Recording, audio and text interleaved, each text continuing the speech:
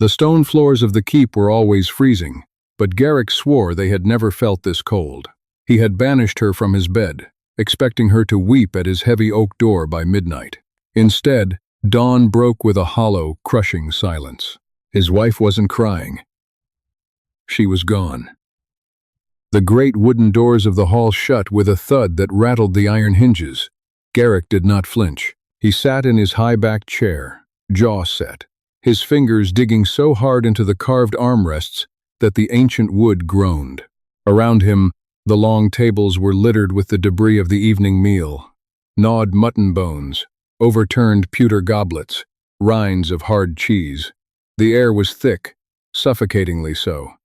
It smelled of spilled dark ale, wood smoke, unwashed bodies. And the sharp, metallic tang of his own flared temper. He had done it. He had ordered her out. "Leave my sight," he had snarled, his voice dropping into the rumbling, chest-deep register of his wolf. He had said it in front of his lieutenants, in front of the serving girls, in front of the very guards sworn to protect her. Nora hadn't argued. That was the thing that currently chewed at the edges of Garrick's pride. She hadn't screamed. She hadn't thrown her wine at him, nor had she fallen to her knees to plead for his understanding. She had simply stopped speaking. Her shoulders, draped in a heavy maroon wool that always looked too large for her, had stiffened. She looked at him with eyes that were not angry, but entirely, devastatingly, blank. Then, she had turned and walked out. No hurried footsteps. Just the measured, even tread of leather soles against the flagstones. Now, the great hall was dead quiet. The bannermen and guards had melted into the shadows, sensing the dangerous, electric charge rolling off their alpha.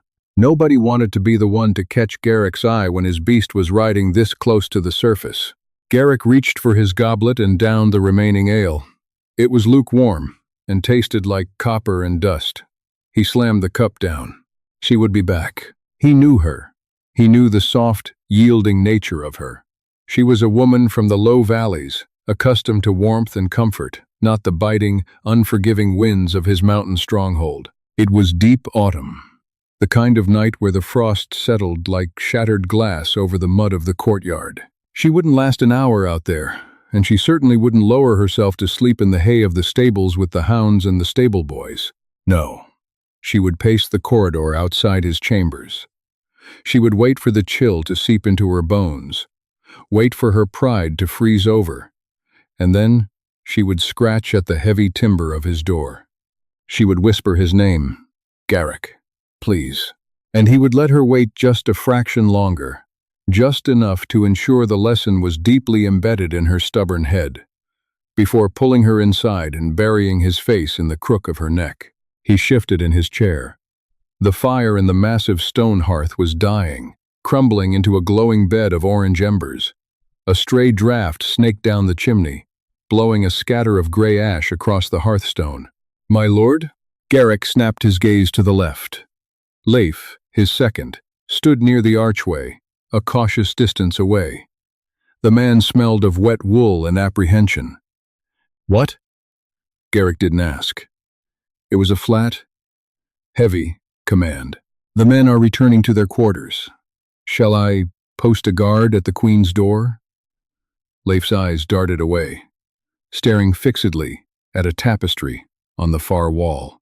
"No." Garrick leaned back, crossing his heavy boots at the ankle. "Let her wander the stone. The cold will remind her of her place." Leif swallowed hard. "As you command." He bowed stiffly and retreated, his boots echoing sharply in the cavernous room. When he was finally alone, Garrick closed his eyes and listened. A werewolf's hearing was a curse in a drafty castle. He could hear the wind tearing at the thatched roofs of the outer village.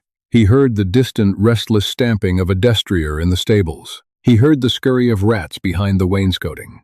He strained to hear the soft, rhythmic thud of Nora's heartbeat. He knew its cadence better than his own. He searched the auditory clutter of the keep for the rustle of her skirts, the quiet intake of her breath against the freezing air of the corridors. Nothing. Perhaps she had gone to the kitchens. It was warm there. Yes, she was likely sitting by the bread ovens, wrapped in a blanket, weeping quietly into her hands. The thought made a strange, uncomfortable knot tighten in Garrick's gut. He didn't want her in pain. He just wanted her to yield. He needed her to understand that a king could not be questioned in his own hall. An hour passed. The embers died entirely, leaving the great hall in near darkness, lit only by the sputtering fat of a few dying wall sconces. The cold became absolute, biting through Garrick's tunic, settling into his joints. He stood up, his massive frame casting a long, distorted shadow across the tables. He stretched, his spine popping in the quiet room. He would go to his chambers now. She would be there, waiting by the door. He walked up the spiral stone stairs, his hand trailing along the damp, freezing wall. With every step, his anticipation grew. He imagined the way her face would look pale, tear-streaked, relieved. He imagined the smell of her, that subtle, infuriating mix of dried lavender and old parchment that always clung to her skin. He reached the landing. The corridor leading to his quarters was a long tunnel of black stone. At the far end, his heavy oak door remained shut. The space in front of it was completely, undeniably empty. Garrick paused. He flared his nostrils, pulling in the stale air of the hallway. Torch smoke, mildew, the scent of the iron-wrought sconces. No lavender, no parchment, no salt of fresh tears. A flicker of annoyance flared in his chest, quickly stamping out the tiny, irrational spike of unease. So, she was being stubborn. She was hiding in the guest quarters, or sitting in the dark of the small chapel, freezing herself half to death just to spite him. Fine, let her freeze. He opened his door, walked into his empty bedchamber, and threw the bolt shut. The sound was loud, decisive. He stripped off his heavy leather doublet, letting it drop to the floor, and threw himself onto the massive, fur-strewn bed. It was cold. He pulled the thick bear pelt over his shoulders, staring up at the canopy in the pitch black. She will come, he thought, his jaw clenched so tight his teeth ached. She will come. He lay there for hours, a prisoner of his own sharp senses, listening to the wind howl against the glass, waiting for a scratch at the door that never came. The morning light was offensive. It crept through the narrow, leaded windows of the king's bedchamber, a weak, bruised gray that offered no warmth, only a stark illumination of the dust motes hanging in the freezing air. Garrick woke with a violent jolt, his heart hammering against his ribs like a trapped bird. He sat up, the bare pelt sliding off his chest. His neck screamed in protest, stiff from the rigid, defensive posture he had maintained even in his sleep. His mouth tasted of stale ale and bile. He looked at the door. The bolt was still thrown. For a second, the heavy fog of sleep clouded his mind. He expected to hear Nora moving about the room, the soft clinking of the water basin, the rustle of her shifting through the heavy oak wardrobe. But the room was dead. The fire in his own hearth hadn't been lit. He threw his legs over the side of the bed, his bare feet hitting the freezing stone floor. The shock of the cold traveled up his calves. He didn't bother finding his boots. He strode across the room, unlocked the door, and yanked it open. The corridor was empty. "Guards!" Garrick's voice tore out of his throat, raw and booming, shattering the quiet of the morning keep. Footsteps clattered up the stone stairs at the end of the hall. Two men rounded the corner, breathless, their chainmail clinking loudly. One of them was Cedric, the captain of the morning watch. "My lord?" Cedric stopped short, his eyes wide as he took in Garrick, half-dressed, his hair wild, chest heaved. "Where is she?" Garrick demanded, stepping out into the hall. "Where is the queen?" Cedric blinked, a profound confusion washing over his weather-beaten face. "The queen, sire? We assumed she was with you.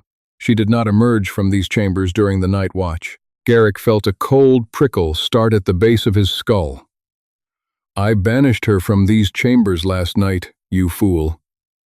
Did you not see her?" "No, sire," the second guard stammered. shrinking back a step. The main halls were empty by the wolf's hour. We saw no one. Garrick didn't wait to hear more. He shoved past them, his bare feet slapping against the stone as he practically ran down the stairs. The prickle at his neck was spreading, turning into a cold, crawling dread.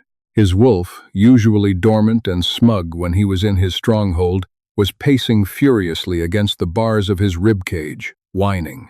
He reached the queen's separate chambers, a suite of rooms she rarely used since they had been wed. He hit the door with his shoulder, bursting the iron latch open. The room was pristine. It smelled of floor wax and stale air. The bed, draped in heavy velvet, was perfectly made, completely undisturbed. Garrick stepped inside, breathing deeply. He sought her scent. It was there, but it was old, stale, the faint ghost of lavender and parchment. It wasn't the warm, vibrant smell of a living, breathing woman who had just occupied the space. It was the smell of a room that hadn't been slept in for days. He walked to the large mahogany wardrobe and pulled the doors open. Her dresses were there, the heavy velvets, the silks she rarely wore, the finely embroidered tunics, but the gaps were glaring. The plain, thick woolen cloak she favored when riding, gone. Her sturdy, worn leather traveling boots, gone. Garrick turned slowly, his eyes scanning the room. His gaze caught on the small wooden vanity table near the window.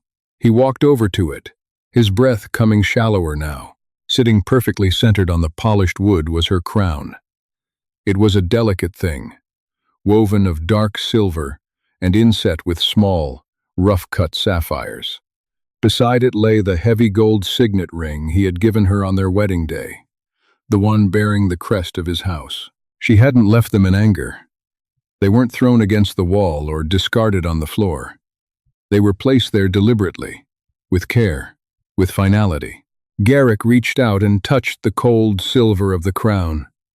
His fingers trembled slightly. She hadn't gone to the kitchens. She hadn't gone to the chapel. He pivoted and bolted from the room, pushing past Cedric, who had followed him down. He tore through the great hall, ignoring the startled gasps of the serving women sweeping the floors, and shoved the heavy double doors leading to the courtyard wide open. The morning air hit him like a physical blow. It was freezing, the ground slick with a hard frost. He closed his eyes and forced his beast forward, letting his senses expand. He smelled the wood smoke from the village. He smelled the wet rot of fallen leaves, the sharp tang of horse manure, the rust on the iron portcullis. And there, faint, threadbare, lavender.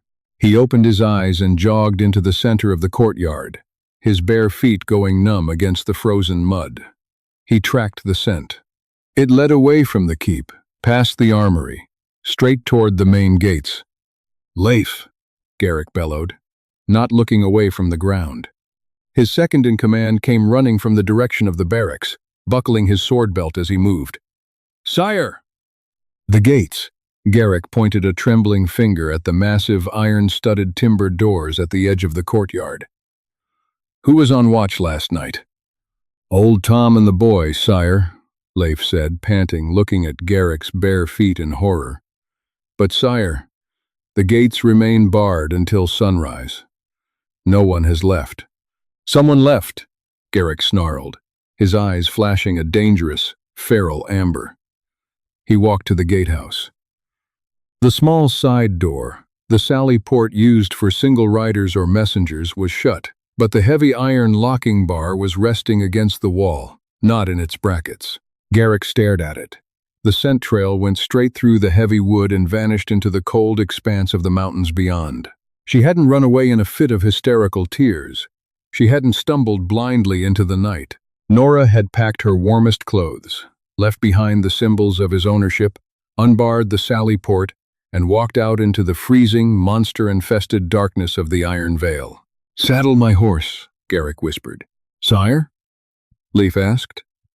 Stepping closer, Garrick turned to him, the last vestige of his arrogant pride shattering into jagged, panicked pieces.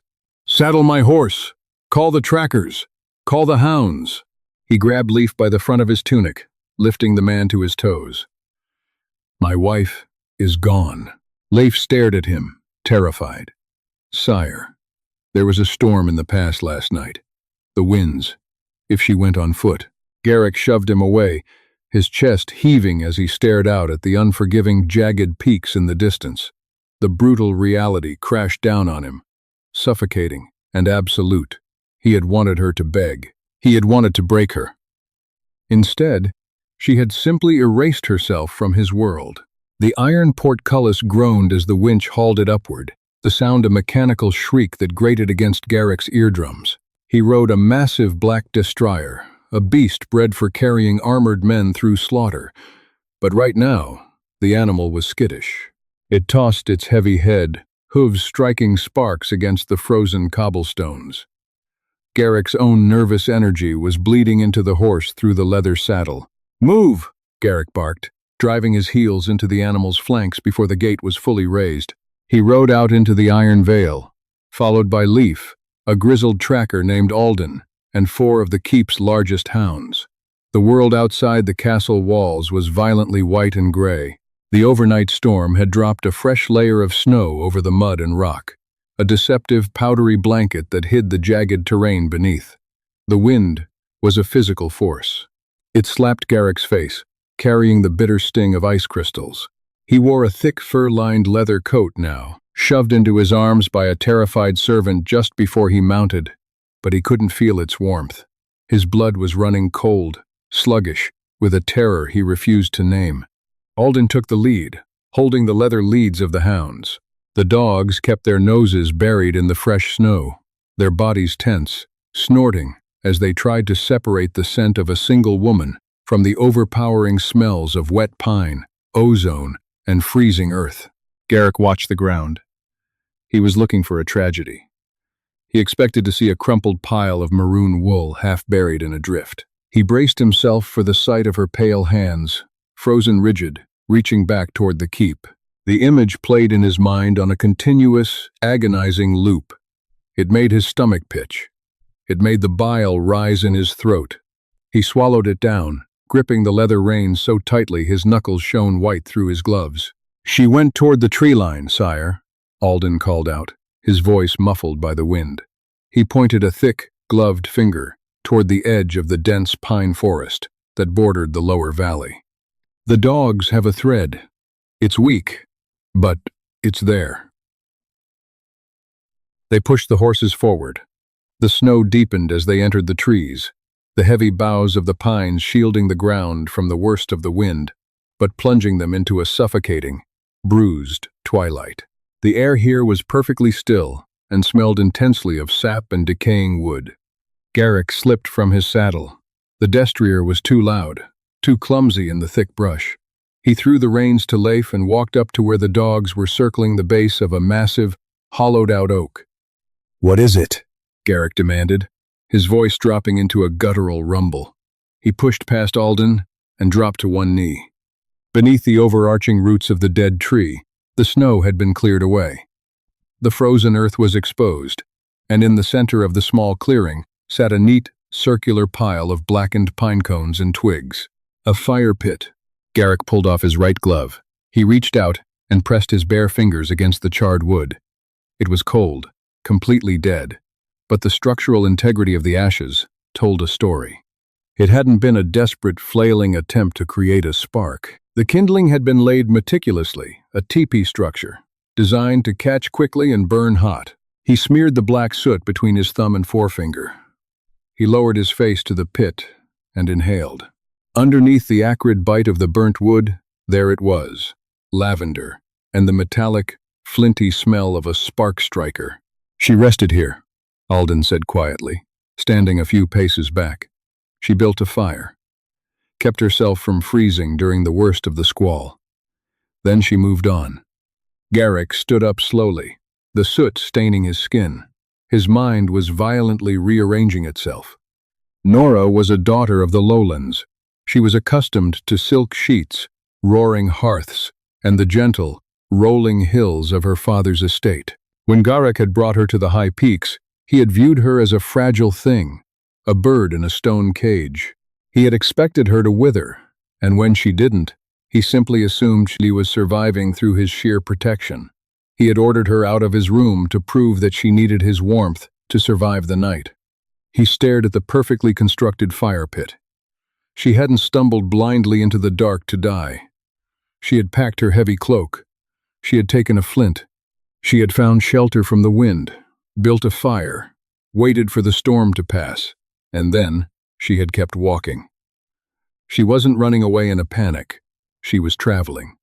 "Where does this path lead?"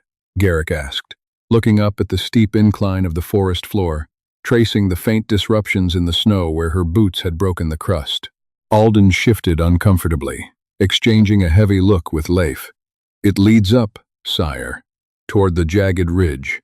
Beyond that, the neutral territories, the free cities."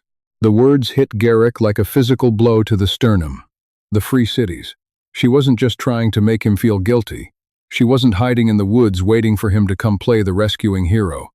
She was leaving him. Completely. A low, vibrating snarl tore out of Garrick's chest. It wasn't human. The hounds instantly dropped their bellies to the snow, whining in submission. The horses danced backward, their eyes rolling white with primal fear. Garrick didn't care. His beast was clawing at his insides. Enraged by the realization that its mate had not been driven off, she had chosen to abandon the pack. "Mount up," Garrick roared, spinning on his heel. "We ride until the horses drop. Then we run." By midday, the sky had turned the color of a bruised iron skillet. The sun was merely a pale, watery smudge behind the thickening clouds. The temperature was plummeting rapidly, freezing the sweat on the horses' coats into fine white crystals. The tree line had thinned out entirely, giving way to the brutal, exposed rock of the jagged ridge. This was the border of Garrick's territory, a vertical nightmare of slate and ice that even the hardened mountain clans avoided during the winter months. The wind howled here without obstruction. It shrieked through the narrow fissures in the stone, sounding like a chorus of dying women.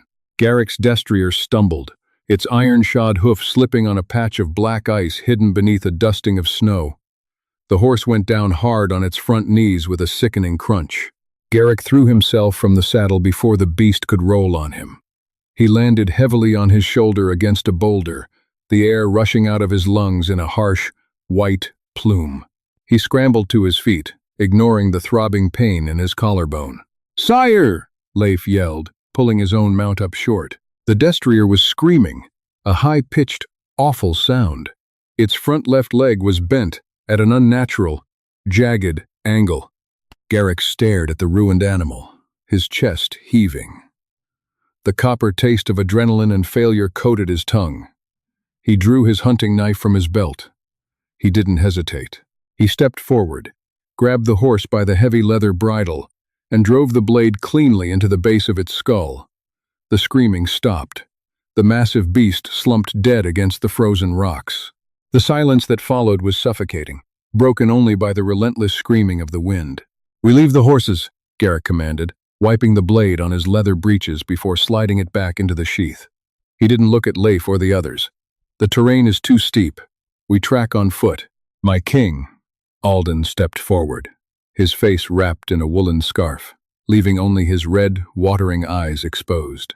"The dogs are losing the scent entirely. The wind is stripping it from the stone. And the sky. Another squall is coming. A bad one. If we go higher into the pass, we will freeze to death. All of us." "Then you will freeze following your king." Garrick stepped into Alden's space, his amber eyes glowing with a feral, unhinged light. He wasn't thinking as a monarch anymore.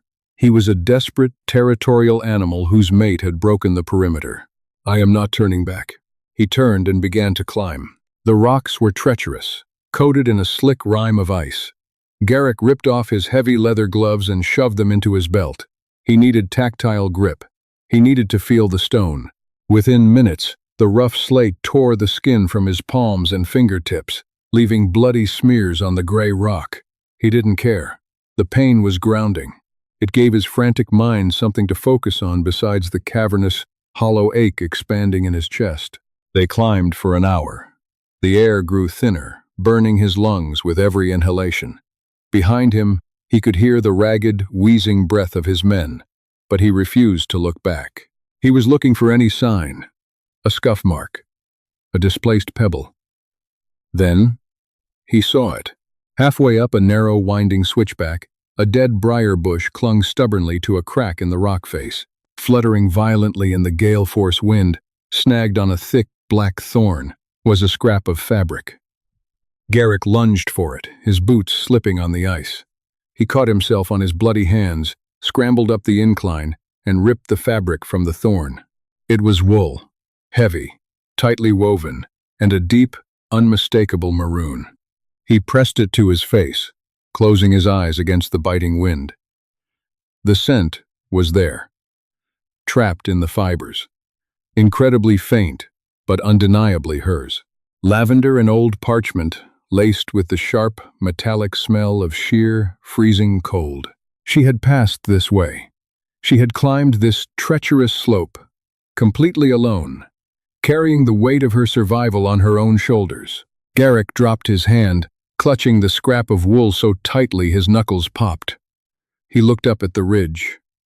The path narrowed ahead, curving around a massive precipice that dropped thousands of feet into the shadowy abyss of the gorge. Beyond that curve lay the downward slope into the neutral territories. If she had made it past the curve, she was out of his lands. She was gone. The first heavy flakes of snow began to fall, swirling chaotically in the violent air currents. The gray sky abruptly darkened, closing over the mountains like a heavy iron lid. "Sire!" Leif's voice was barely a whisper over the roaring wind, though the man was standing only 10 feet below him.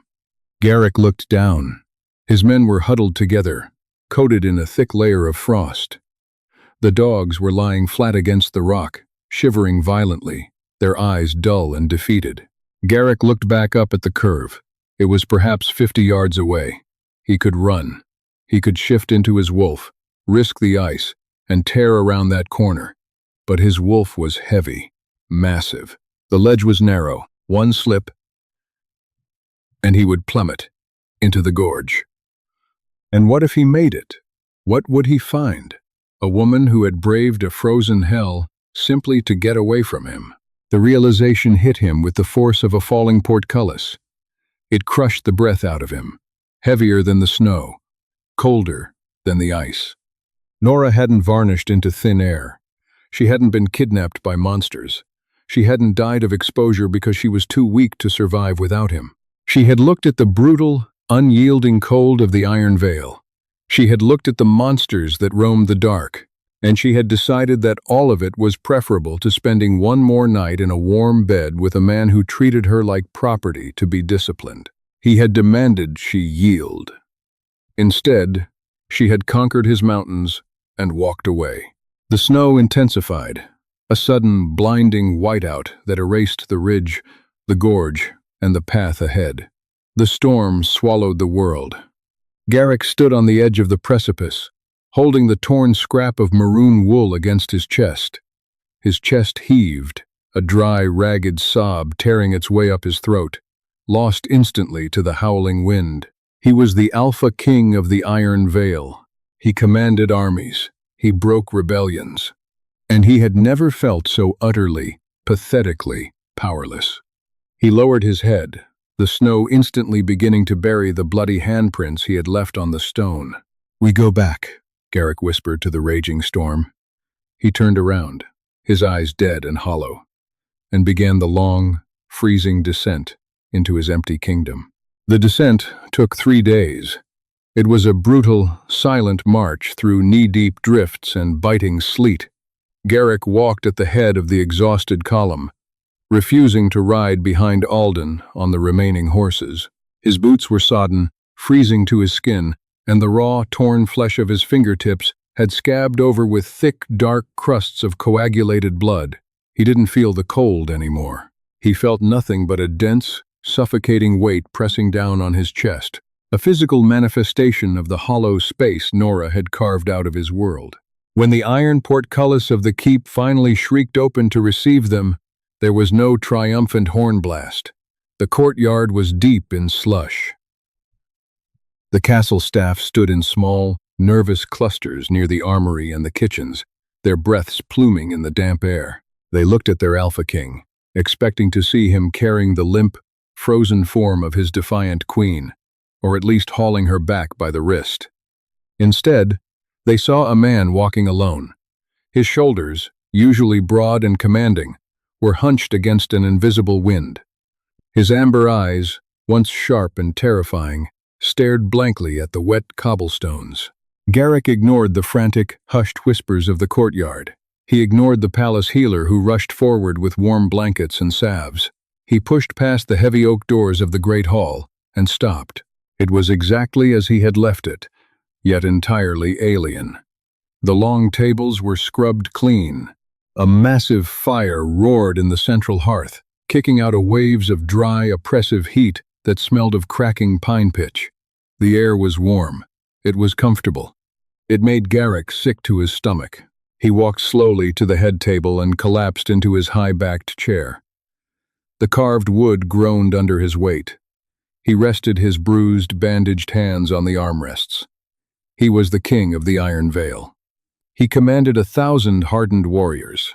He owned the mountains, the timber, the deep veins of iron ore beneath the permafrost. But as he sat in the roaring warmth of his hall, the silence in his ears was deafening.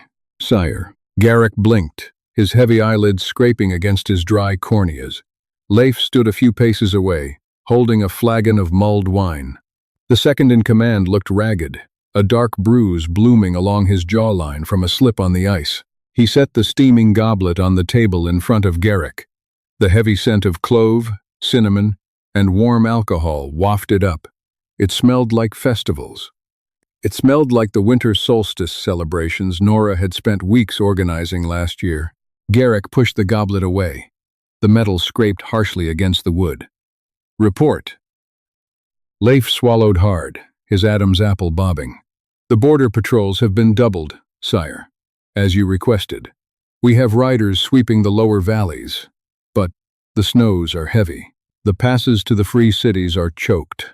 If she made it," Garrick interrupted. His voice was a rasp, completely stripped of its usual rumbling power. It sounded like two dry stones grinding together. "She made it through the pass." "Sire, we cannot know that for certain." "The storm." "I said she made it." Garrick lifted his gaze, fixing Leif with a dead, hollow stare. "Do not send men into the neutral territories. Stand the search parties down." Leif's eyes widened in genuine shock. "You are letting her go? Sire, she is your mate, the queen. To simply allow her to abandon the pack." "She didn't abandon the pack, Leif." Garrick looked down at his ruined hands, flexing his stiff, cracked fingers. "I drove her out. I opened the door, pointed to the dark, and demanded she grovel to stay in the light. He let out a short, jagged sound that might have been a laugh if it hadn't been so choked with bile. I thought she was weak. I thought she was a soft thing that needed my permission to breathe." He stood up, his battered knees popping in the quiet hall. He walked past his second-in-command, moving like a man twice his age, and began the long climb up the spiral stairs. He didn't go to his own chambers. He bypassed the heavy oak door where he had waited for her to weep, and walked straight to her unused suite. He opened the door. The air inside was stale, freezing, and utterly dead. The faint ghost of lavender was gone. The storm drafts had sucked it out through the window frames, replacing it with the sterile, metallic smell of winter. Garrick walked to the mahogany vanity. The silver crown and the heavy gold signet ring still sat perfectly aligned on the polished wood. He reached out and picked up the ring. It was freezing to the touch. He rolled the heavy gold between his calloused thumb and forefinger. He remembered the day he had forced it onto her hand. She had looked at him with those calm, unreadable eyes, accepting the weight of his name without a single word of protest. He had mistaken her silence for submission. He hadn't realized it was endurance. She had endured him until the cost of staying outweighed the terror of the frozen unknown. Garrick sank to the floor, his back sliding against the hard wood of the vanity. He pulled his knees up, resting his forearms on them, and stared at the dark, empty hearth across the room. He was a creature of acute senses, built to hunt, built to fight, built to conquer. Yet, for all his power, he had fundamentally misunderstood the creature he claimed to love. He closed his eyes, the heavy gold ring digging sharply into his palm. Outside, the wind battered the stone walls of the keep, howling like a victorious beast. Inside, the Alpha King sat in the dark, finally breaking, with no one left to hear the sound. If this story of broken pride and quiet rebellion struck a chord with you, hit that like button and share it with someone who appreciates a raw, grounded tale. Sometimes the loudest victories are found in absolute silence, and the deepest regrets are born from unchecked arrogance. What did you think of Nora's choice? Let us know in the comments below, and don't forget to subscribe for more dark, deeply human fantasy audio dramas delivered straight to your feed. See you in the next chapter.